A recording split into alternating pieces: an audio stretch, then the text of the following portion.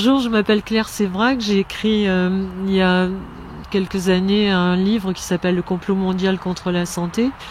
J'ai ensuite écrit un livre avec Sylvie Simon qui s'appelle La coupe est pleine, nos enfants sont plus précieux que le CAC 40. J'ai fait avant, alors comment j'en suis arrivée là, parce que c'est souvent la question qu'on me pose. En fait, j'ai été dans la musique, j'ai écrit des chansons pendant des années, principalement aux États-Unis pour plein d'artistes très connus. Et j'étais comme tout le monde, je voyais bien qu'il y avait des scandales dans la santé et tout, mais bon, après je revenais en studio faire mes petites musiques et voilà. Et puis un jour, je me suis fait vacciner. J'ai fait vacciner des gens de ma famille contre l'hépatite B parce que je suis rentrée en France et il y avait une énorme campagne sur l'hépatite B. Et je me suis dit, moi, je vais être une bonne mère et voilà, je vais faire ce qu'il faut. Et après, je me suis rendu compte que quand je suis revenue aux États-Unis, quelque temps après, je me suis rendu compte qu'il y avait des class action et que les gens se regroupaient et qu'il y avait des tas de problèmes avec ce vaccin. Et donc, effectivement, j'ai prié très fort que je sois pas la cause de maladies ou de choses terribles dans ma famille. Et bon, apparemment, ça s'est plutôt pas mal passé pour nous, mais en tout cas j'étais dans une colère noire parce que si on m'avait dit moi Basque et Bélier que j'étais manipulée, j'aurais rigolé. En fait, j'étais comme tout le monde, extrêmement manipulée parce que je voyais à la télé et que je prenais pour de l'info, alors que c'était de l'intox. Et je me suis juré ce jour-là, je me suis dit comment on peut être aussi bête. Si ils me disent quelque chose et je cours le faire, et j'ai dit plus jamais je n'écouterai ce qu'ils disent et je me ferai ma propre idée avant de savoir ce que je dois faire ou pas. Donc quand il y a eu quand ils ont commencé leur campagne sur le H1N1, je suis allée regarder pour moi et ma famille ce qu'il fallait faire. Et là je suis tombée sur des trucs que j'aurais jamais imaginé que ça puisse exister, des conflits d'intérêts, des trucs Baxter qui avait déposé le brevet du vaccin un an avant, enfin des trucs hallucinants, le fait qu'ils aient voté l'impunité des labos pour au cas où il y aurait des effets secondaires, enfin bref. Et donc voilà, j'ai commencé mon enquête comme ça, et après j'ai trouvé des trucs tellement horribles que je me suis dit mais est-ce que c'est uniquement avec ce vaccin? Je suis allée voir des experts qui me paraissaient honnêtes aux États-Unis et ici. Et puis après j'ai regardé si ça s'était passé comme ça avant dans l'histoire, si c'était que pour ce vaccin-là ou pour d'autres. Et plus je tirais le fil d'Ariane, et plus je trouvais des trucs monstrueux. Et donc voilà, donc j'ai décidé d'en faire un livre. Après je me suis intéressée à la nourriture et ainsi de suite. Donc voilà comment j'en suis arrivée là. Et après, ben je vais vous le raconter. Alors je viens de sortir un livre qui s'appelle La guerre secrète contre les peuples. En fait, j'ai mis 3 ans à l'écrire parce que c'est très compliqué et que ce que j'ai découvert est tellement horrible qu'on a un peu de mal à croire que c'est vrai. D'ailleurs, c'est John Edgar Hoover, qui était le patron du FBI, qui disait que l'individu est placé devant une conspiration tellement grande qu'il a du mal à admettre que ça existe. En fait, moi j'ai été élevée à la campagne, donc je regarde souvent le ciel, contrairement à beaucoup de gens maintenant qui regardent leur iPhone et leur tablette et le match de foot à la télé. Moi, j'ai été élevée à regarder les étoiles, ce qui se passait là-haut, quoi. Et donc, ça fait un bon moment que je me disais que ce qui se passait était pas normal, que ce qu'on voyait dans le ciel, c'était pas le ciel d'avant, qu'il y a plus d'orages comme on les connaissait avant, où on comptait entre le tonnerre et l'éclair pour savoir si l'orage se rapprochait ou si l'orage s'éloignait. Ça n'existe plus. En tout cas, dans la région parisienne, on a de temps en temps 2 coups de tonnerre, mais jamais des orages vraiment. Et donc je me posais beaucoup de questions et je suis tombée un jour dans mes recherches sur un Monsanto qui avait breveté des plantes qui résistaient à l'aluminium.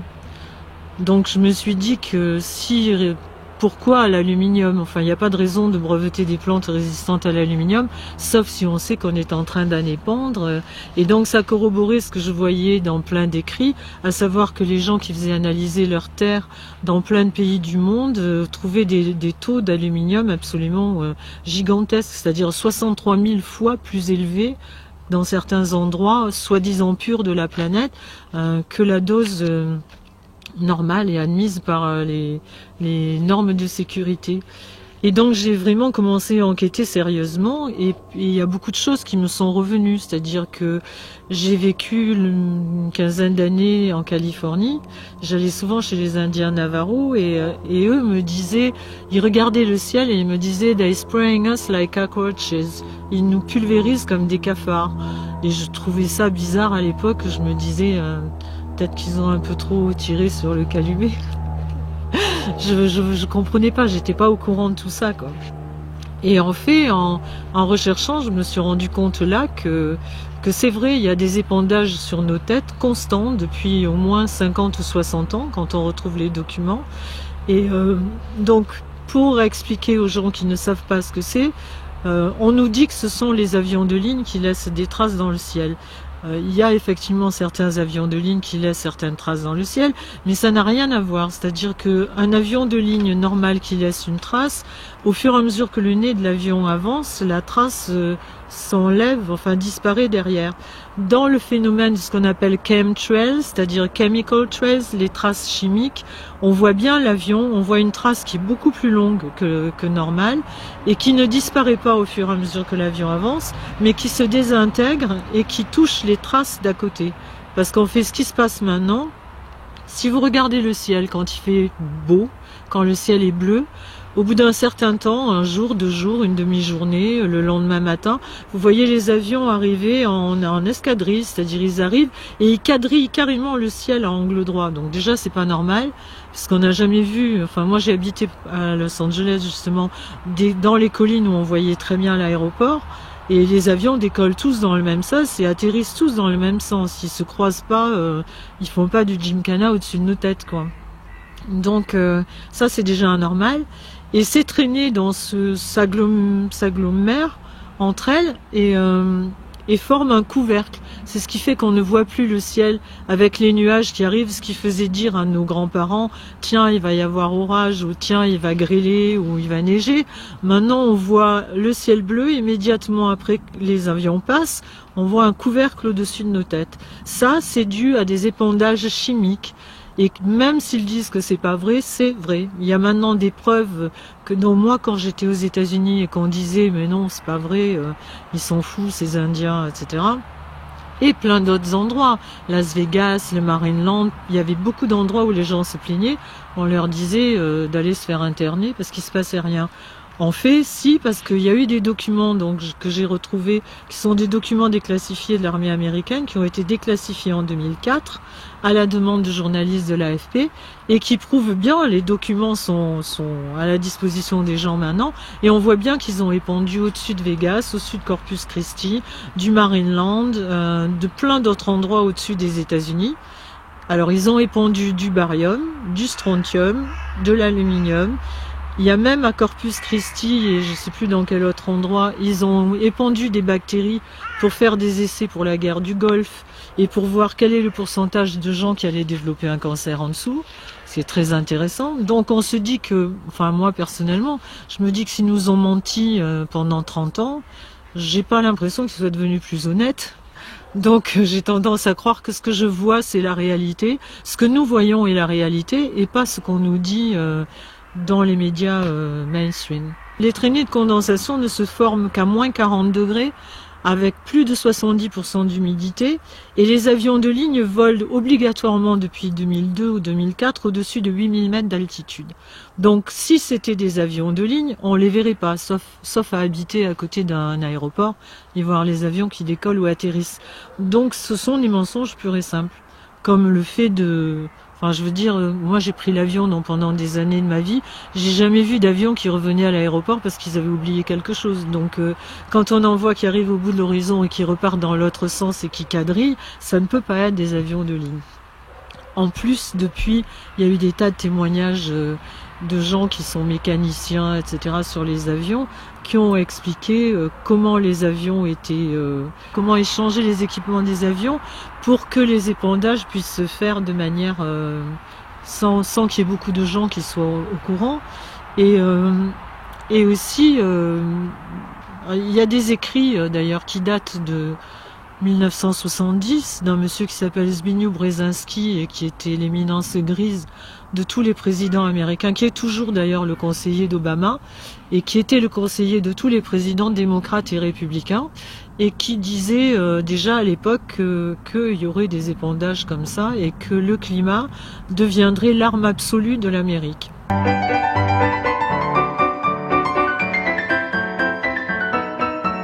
Quand on enquête un peu, on se rend compte que les... Enfin, Monsanto, dont je parlais tout à l'heure, c'est très bizarre, mais bon, en fait, la plupart des brevets, et il y en a des centaines et des centaines qui ont été déposés sur les épandages, on s'aperçoit qu'ils affinent vraiment la technique. C'est d'abord comment épandre, ensuite comment épandre pour que les épandages soient... qu'il n'y ait pas beaucoup de gens qui soient au courant, et que ça puisse se faire de façon discrète. Ensuite, comment les épandages pouvaient se faire en suivant l'angle des ailes pour que d'en bas on puisse les confondre avec les fumées des réacteurs.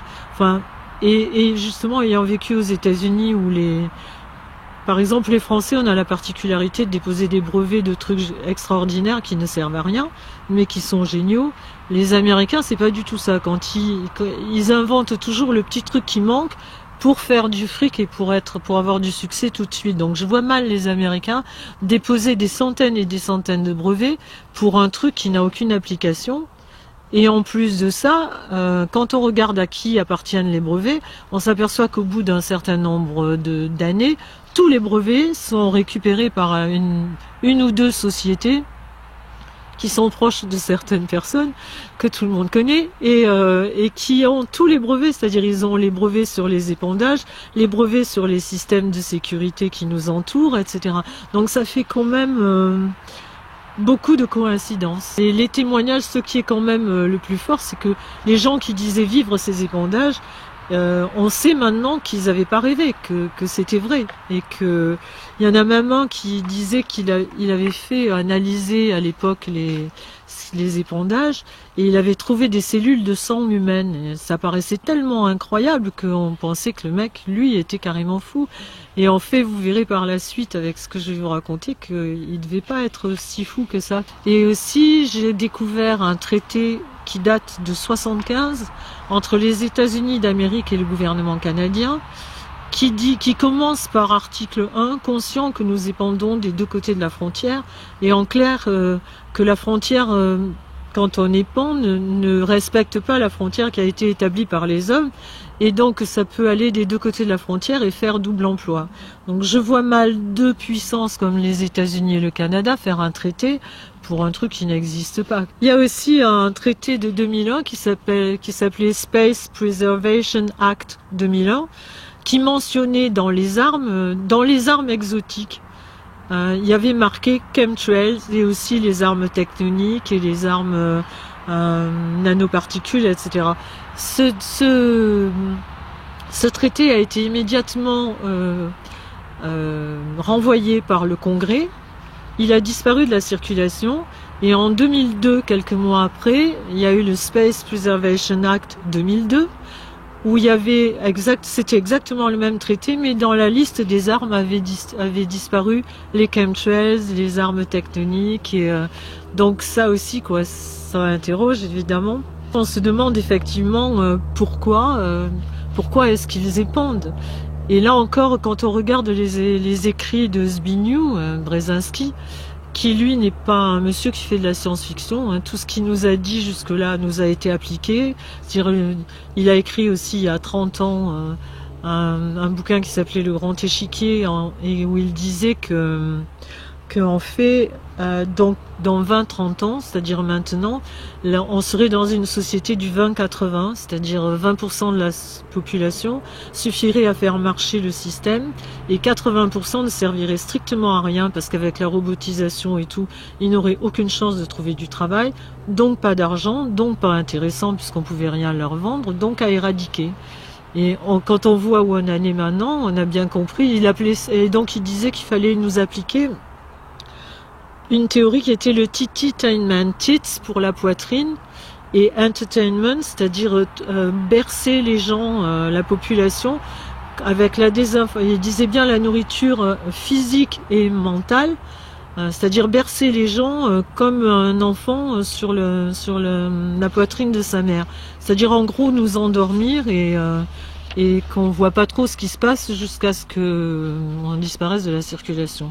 On voit bien qu'il n'a pas menti, puisque c'est exactement ce qui se passe, et que quand on nous promet le plein emploi et que tout le gouvernement est mobilisé pour le plein emploi, il se passe rien évidemment, puisqu'il n'y a plus de travail.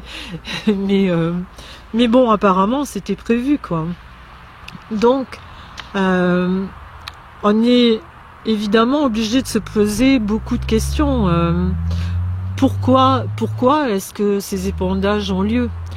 Donc pendant 30 ans, au moins depuis que les gens s'en sont rendus compte, tous les gouvernements nient en bloc que ça existe. On nie en bloc que ça existe. Je parle pas de l'IPCC qui est le GIEC en France, qui eux nous disent non, ça n'existe pas. Maintenant, dans le rapport numéro 5, ils disent que ça existe, mais c'est un plan B au cas où le réchauffement climatique serait devenu terrible et qu'on pourrait pas survivre.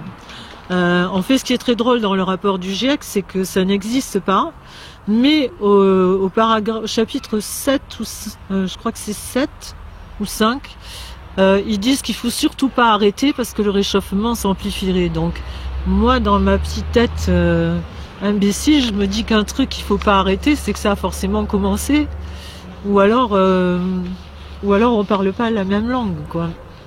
Donc voilà, c'est très bizarre. Puisqu'on parlait du réchauffement climatique, quand on enquête un petit peu dessus aussi, on se rend compte que c'est certainement pas nous, avec nos petites voitures diesel et les vaches qui pètent, qui provoquons le réchauffement.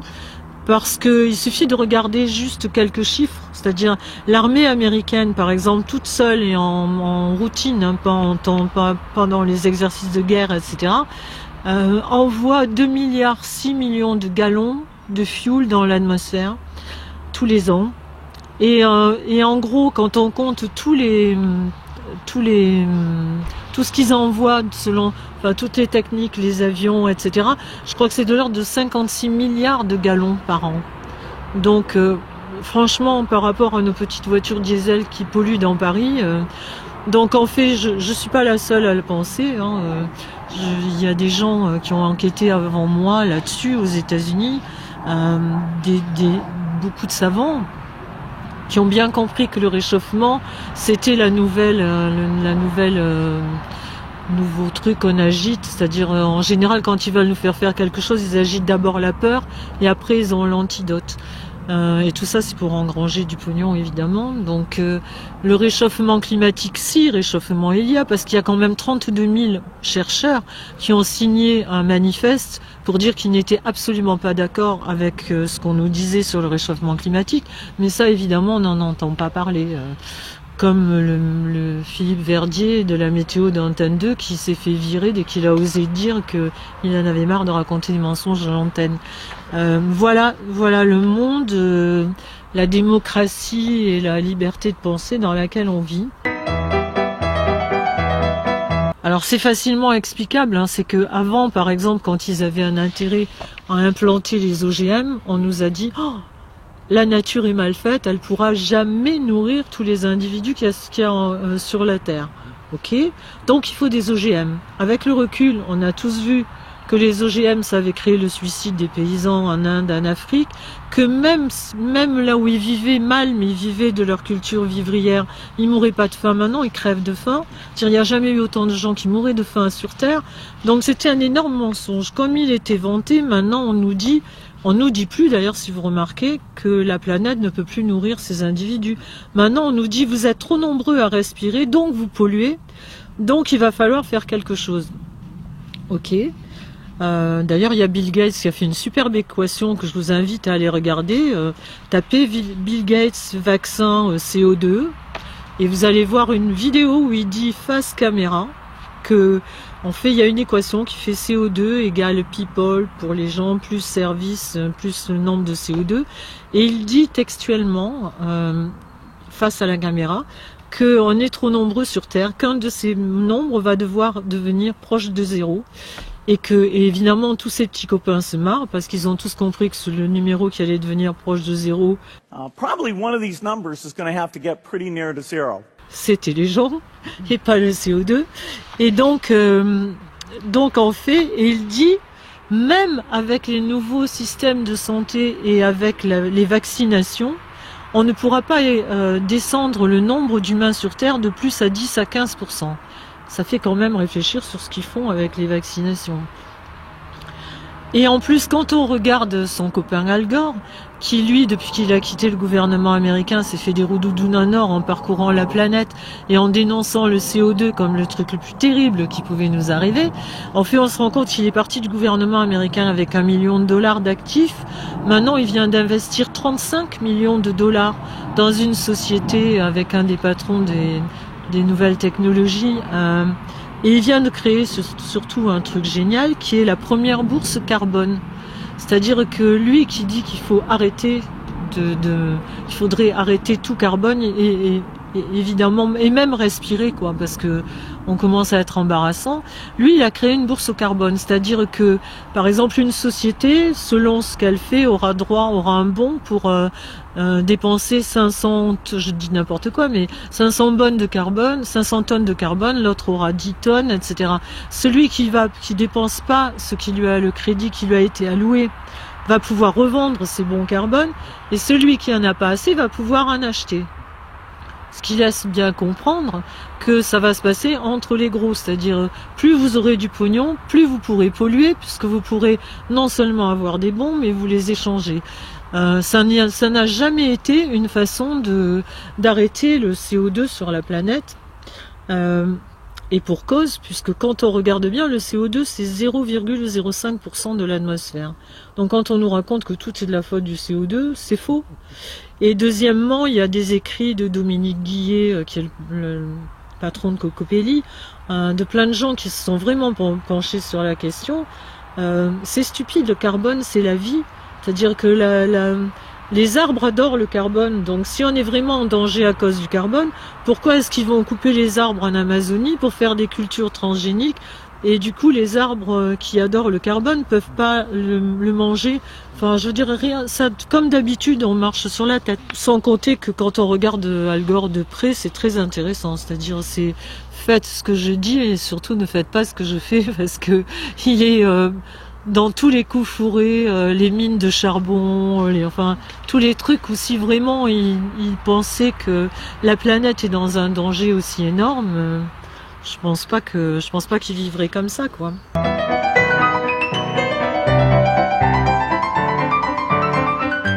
Pourquoi est-ce qu'il nous raconte tout ça et pourquoi est-ce qu'ils épandent et pourquoi on nous parle du réchauffement de cette façon et tout. Alors, il y a une phrase de Zbigniew Brzezinski que je veux quand même vous lire parce que ça dit tout et ça a été écrit justement en 70 dans Between Two Ages. Il dit: l'espace et le contrôle du climat ont remplacé Suez ou Gibraltar comme éléments clés de la stratégie. Et quand il parle de modification climatique dans son livre, c'est uniquement comme l'arme absolue qui va être à la portée des Américains. Et il cite les travaux de Gordon MacDonald. Il dit: avant 2018, la technologie mettra à la disposition des nations majeures des techniques pour conduire des guerres secrètes dont seulement un minimum de forces de sécurité aura besoin d'être au courant. Une nation peut attaquer une nation concurrente secrètement par des moyens bactériologiques, affaiblissant entièrement la population avant d'en prendre le contrôle avec ses forces armées. C'est clair. Ou bien des techniques de modification du climat pourraient être employées pour produire des périodes prolongées de sécheresse ou d'inondation, affaiblissant ainsi les capacités d'une nation et la forçant à accepter les demandes de sa rivale. À part ça, on est des complotistes. Donc la géo-ingénierie est bien une réalité. Alors, effectivement, on se rend compte que ça a un sens, c'est-à-dire que au moment où tout est coté en bourse, etc., si par exemple il y a des vins de Bordeaux qui sont une saison extraordinaire, qui a un millésime extraordinaire, et que les Américains ou quelqu'un d'autre et des récoltes à écouler de Napa Valley ou machin, etc. C'est vrai qu'une petite grêle bien ciblée sur les vignobles 2 mois avant la récolte, ça règle le problème de la concurrence. Après, donc ça c'est pour la guerre économique. Après, il y a aussi ce qu'il vient de dire, c'est-à-dire comment influencer une autre nation. C'est-à-dire que, et il y a plein de témoignages, enfin je vais pas vous les dire tout cela, mais il y en a plein dans mon livre. C'est-à-dire qu'il y a plein de pays déjà qui ont porté devant l'ONU le fait que on leur volait la pluie, parce que il y a ça aussi, il y a l'indépendance alimentaire. C'est-à-dire que à partir du moment où plus rien ne va pousser, sauf les plantes résistantes à l'aluminium, non seulement ils vont pouvoir nous vendre que leurs substances merdiques, est vraiment néfaste pour nous, et on ne pourra pas refuser parce que sinon on va mourir de faim, mais ils peuvent aussi nous affamer parce que toutes les semences, les séquences ADN des semences, à part Cocopelli justement et 2 ou 3 qui gardent les semences anciennes et qui sont emmerdées comme c'est pas possible, les semences, toutes les séquences ADN de toutes les semences du monde sont dans un coffre-fort en Alaska qui appartient aux mêmes, c'est-à-dire à Bill Gates, Rockefeller, Syngenta, Bayer, enfin que des gens qui veulent notre bien.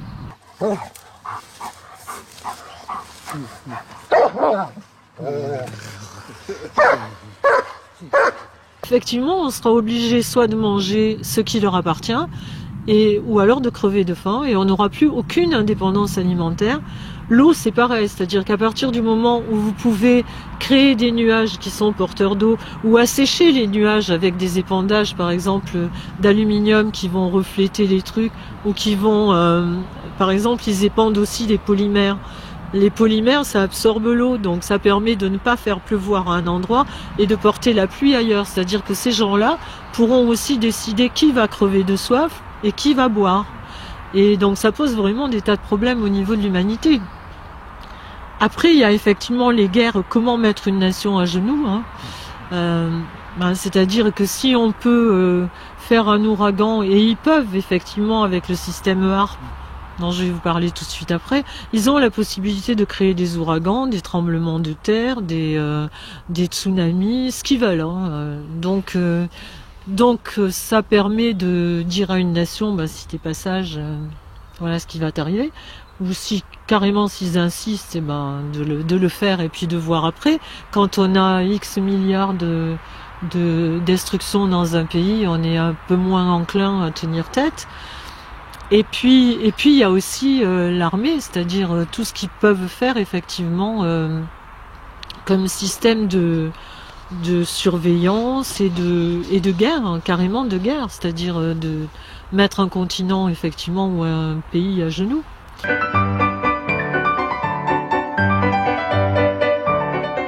Quelle incidence ça a pour nous aussi, en plus de tout ça, c'est que ce qu'ils épandent est vraiment pas bon pour nous. Tout le monde sait que l'aluminium, maintenant, tout le monde sait que l'aluminium est nocif. Alors quand ils nous disent que c'est pas vrai, l'aluminium n'existe pas comme ça dans le jardin, ou tout ça à l'état naturel. Je dirais, il faut l'extraire des mines, il faut le traiter, il faut ensuite le pulvériser, sinon il descend pas du ciel tout seul, pas pour l'instant en tout cas. Donc c'est pas normal qu'il y en ait dans les bacs à sable de nos enfants. Donc effectivement maintenant ils commencent à dire que la géo-ingénierie existe. Évidemment c'est pour notre bien, c'est comme le réchauffement est terrible, il risque d'être terrible. Ils épandent en disant que ils épandent des particules d'aluminium, que le soleil, les rayons du soleil en se réfléchissant sur ces particules va repartir vers l'atmosphère et ne touchera pas la Terre. Depuis qu'ils nous parlent de réchauffement, on peut pas dire qu'il fasse très très chaud, à part les quelques jours là qu'on a eu au mois d'août, mais qui après tout étaient normal pour le mois d'août. Donc ils épandent de l'aluminium qui est très mauvais pour nous, du barium. Parce que le barium est conducteur et ça permet, alors je vais peut-être faire une parenthèse sur le système HARP, c'est que tout ça est possible. Les épandages, c'est qu'une petite partie, c'est-à-dire ils épandent, ok.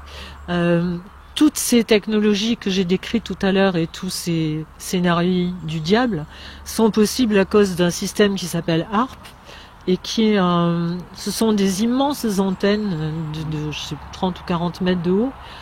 Il y a 180 antennes en Alaska qui ont une puissance de milliards de watts et qui permettent justement de créer. Alors officiellement, c'est pareil, c'est pour scanner la Terre et suivre les sous-marins en plongée.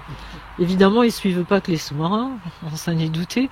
Et donc ça, ce qui est grave pour nous, c'est qu'ils envoient des tonnes, ils envoient des ondes haute fréquence dans l'atmosphère qui font comme un miroir et qui permet donc après pour eux de suivre effectivement les sous-marins et tout ce qu'ils veulent pour l'armée. Mais sur nous, ça redescend en micro-ondes et les micro-ondes sont extrêmement néfastes pour nous, premièrement. Deuxièmement, ça troue la couche d'ozone. C'est pas les vaches qui pètent, parce que entre les vaches qui pètent et la puissance de leurs émetteurs, je peux vous dire qu'il n'y a pas photo. Hein. Il faudrait vraiment qu'il y ait énormément de vaches. Mais cela dit, le gouvernement prend des mesures nickel. Bientôt, les vaches pourront péter que les jours pairs ou les jours impairs. On se fout de notre gueule en clair, quoi. Parce que le barium qu'ils épandent est conducteur, ce qui permet entre Harpe, qui est en Alaska, il y a plusieurs systèmes Harpe. Il y a Muos qui est en Sicile, il y a Pine Gap qui est en Nouvelle-Zélande. Il y a plein de systèmes comme ça. Et en fait, c'est ce qui permet, avec leurs épandages d'ondes, de barium, de conduire les ondes. C'est-à-dire qu'ils n'ont pas de trou d'influence, quoi. Et c'est ce qui fait que nous, au lieu d'avoir les nuages normaux, on a un couvercle. Et donc tout se tient, hein, c'est quand on prend la peine d'étudier le problème. Après, qu'est-ce que ça a comme incidence aussi sur nous? C'est que bon, l'être humain n'est pas plus fait pour manger du pétrole qu'il est fait pour recevoir des ondes de toute nature. En plus, Harpe émet à une fréquence en continu, qui est une des fréquences de notre cerveau, qui est dans les fréquences qui sont celles du cerveau humain. Donc personne n'a fait des études pour savoir ce que ça allait faire ou pas. Je veux dire, parmi les scientifiques qui font partie du gouvernement, qui travaillent pour le gouvernement, dans les indépendants, il y en a qui ont fait des études, oui, et qui évidemment ont trouvé que ça ne faisait pas du bien. Après, il y a aussi du dibromure d'éthylène. Et puis il y a tout ce qu'on veut, c'est-à-dire qu'ils peuvent épandre un vaccin, ils l'ont fait en Nouvelle-Zélande par pulvérisation, si les gens ne sont pas d'accord. Ils épandent des nanoparticules.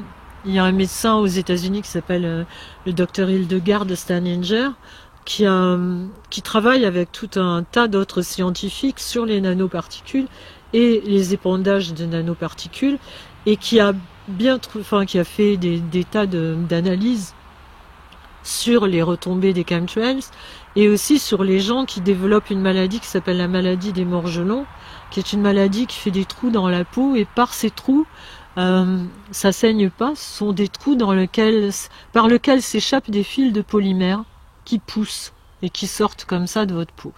Alors ça, c'est comme les effets secondaires des vaccins. La réponse officielle, c'est ces gens sont fous, ils imaginent qu'ils ont des bêtes sous la peau, mais il se passe rien. Or, quand ils ont fait analyser les fils de polymère de milliers de personnes, ils les ont comparés aux fichiers du FBI qui contient 900 fibres. Aucune de ces 900 fibres n'a la même composition que les fils de polymère qui sortent des gens qui ont cette maladie. Et en fait, le docteur Steininger a mis à jour que c'était des nanoparticules, que c'était l'exposition aux nanoparticules qui déclenchait cette maladie. Et les gens dont on a fait une biopsie de la maladie des morgelons et certains résidus de chemtrail montrent que ces nanoparticules, en fait, s'auto-assemblent et s'auto-dupliquent à l'intérieur de nous. Évidemment, elles sont aussi programmables à distance. Donc ça, rajouté aux puces RFID qui rêvent de nous implanter pour tout un tas de bonnes raisons, évidemment, fait que, ça fait beaucoup de coïncidences pour des gens qui nous veulent du bien. Comment se prévenir de ça? Je sais pas. Honnêtement, à part la prière, je vois pas grand-chose. Personnellement, je trouve que j'ai mis beaucoup de temps à écrire ce livre parce que c'était tellement lourd de voir que, en fait, comme on dit dans l'armée américaine, une fois c'est un hasard, deux fois c'est une coïncidence, trois fois c'est un complot. Et quand on voit des gens avec autant d'acharnement faire tout ce qui nous fait du mal, c'est-à-dire ils n'étaient pas obligés de choisir les micro-ondes, ils auraient pu choisir une autre gamme d'ondes, puisqu'ils savaient au départ les micro-ondes ont été inventés avec les systèmes radars de l'armée, qu'ils ont abandonné parce que ça faisait trop de dégâts autour d'eux. Donc ils savaient très bien ce qu'ils faisaient en mettant les micro-ondes. Donc quand on voit autant d'acharnement à nous rendre, enfin à nous faire du mal,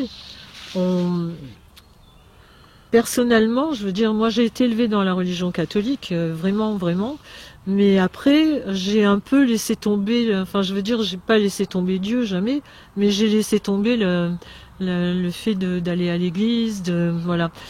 Et ben quand je vois ça, je veux dire, je me dis qu'effectivement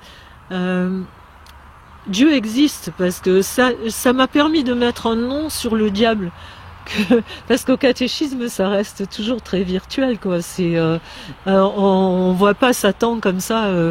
Et ben là, oui, si, on le voit, parce que c'est pas possible, quoi. C'est pas possible que ces gens-là se lèvent le matin avec la seule intention de nuire à l'humanité. C'est-à-dire qu'ils ont tout détruit. Ils ont détruit les animaux. Enfin, ils ont détruit déjà toute la terre, les animaux, les insectes.